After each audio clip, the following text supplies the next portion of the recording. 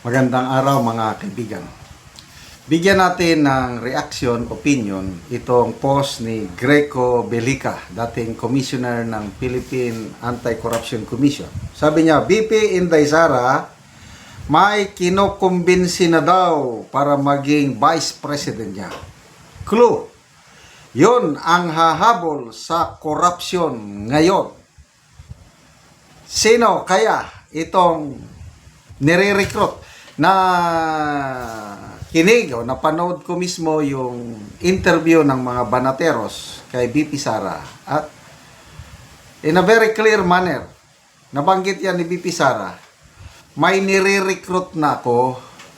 Last year pa kinausap ko na siya at hindi muna niya sinabi kung sino yung ni-recruit niya maging vice president niya. Pabayaan na lang daw muna natin na magdesisyon yung taong iyon kung tatanggapin ba niya yung responsibilidad na maging running mate ni VP Sara. And in a very clear manner, nagbigay siya ng clue na siya ang hahabol sa mga gumagawa ng kalukuhan ngayon, yung corruption. Very clear. Tinanong din ng mga banateros si VP Sara kung ano ba talaga siya. Pag nanalo ba siya, maghihigante? In a very clear manner, ako naniniwala ko sa payag ni VP Sara na sa trabaho niya, hindi niya ugali yung mapaghiganti sa kalaban sa politika.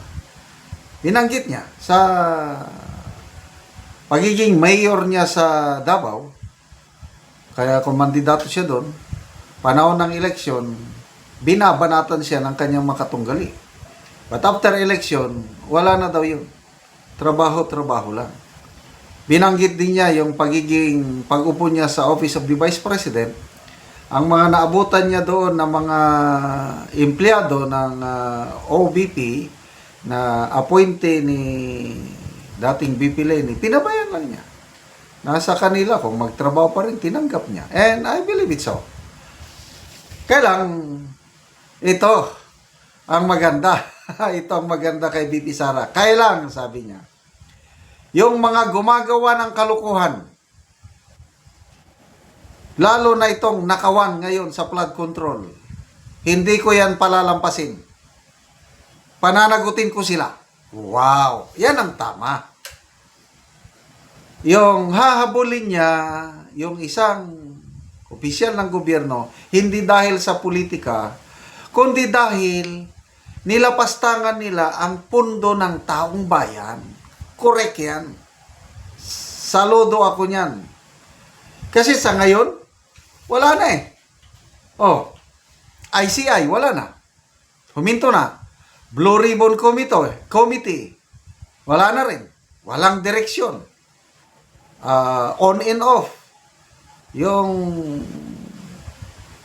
direksyon ni Senator Ping Lacson, dismayado ako sa Blue Ribbon investigation under Lacson.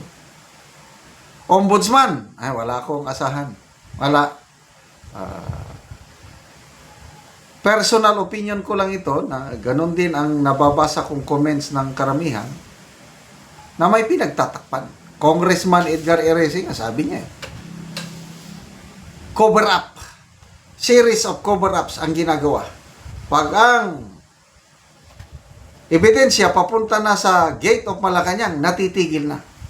Si Senator Ping Lacson, sabi niya, ang dami niyang dapat patawag na mga magtistigo, kailang hindi niya ginawa.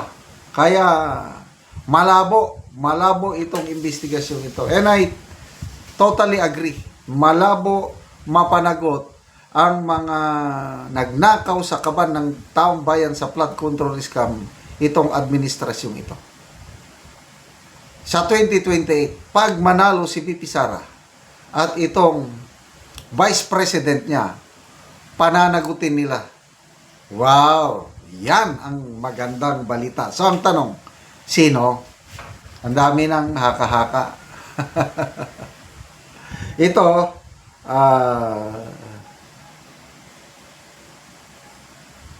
Comment, Sombrero unofficial account.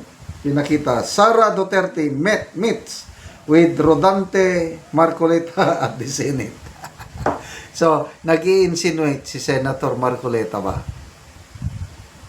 So, sino ang mga posibleng may pag-asang manalong BP na may kakayahan na mag-imbestiga sa flood control? Isa-isahin natin. Amy Marcos. Maraming umaayaw kay Amy Marcos. Doon sa live stream ng mga banateros kanina, maraming nag-comment. Wag na lang kay Marcos. Wag na lang kay Marcos. At sa tingin ko nga, it's not a wise decision kung si Amy Marcos. Kasi never to Marcos again. Robin Padilla. Wala rin.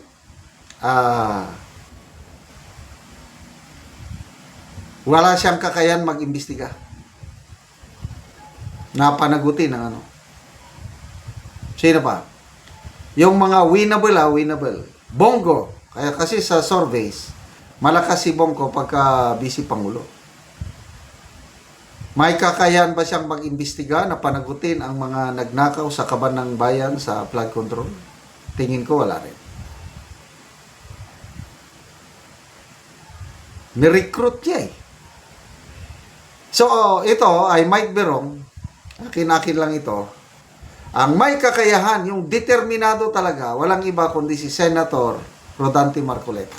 Abogado, matapang, wais, at nung sinimulan niya yung Blue Ribbon Committee hearing no siya ang pang-chairman, tinutumbok na ang mastermind.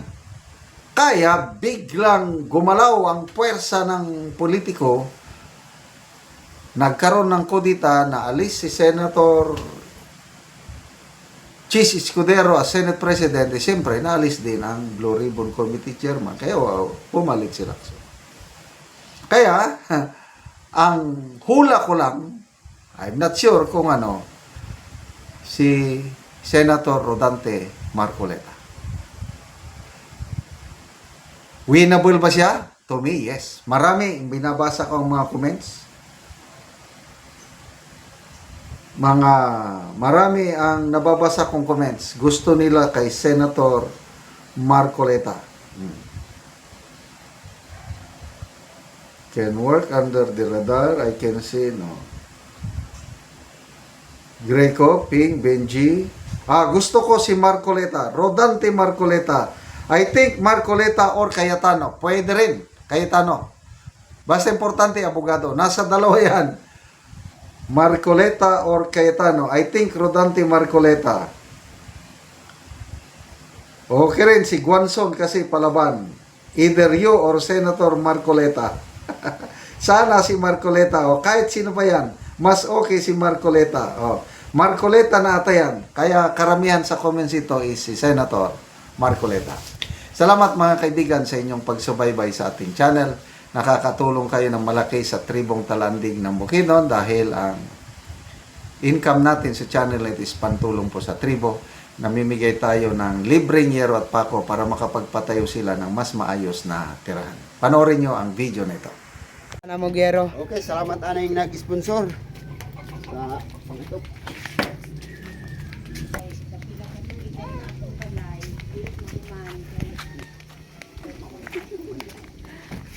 Okay, nakabot na dira.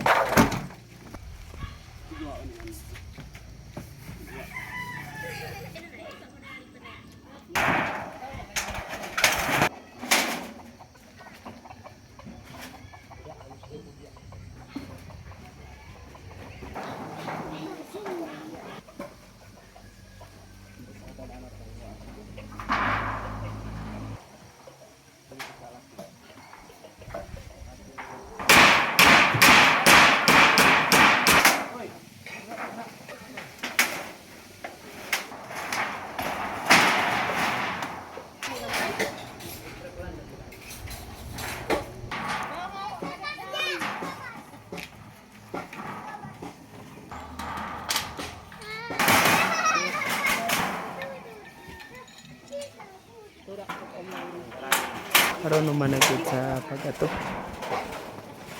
Hindot na gid nga tanawon.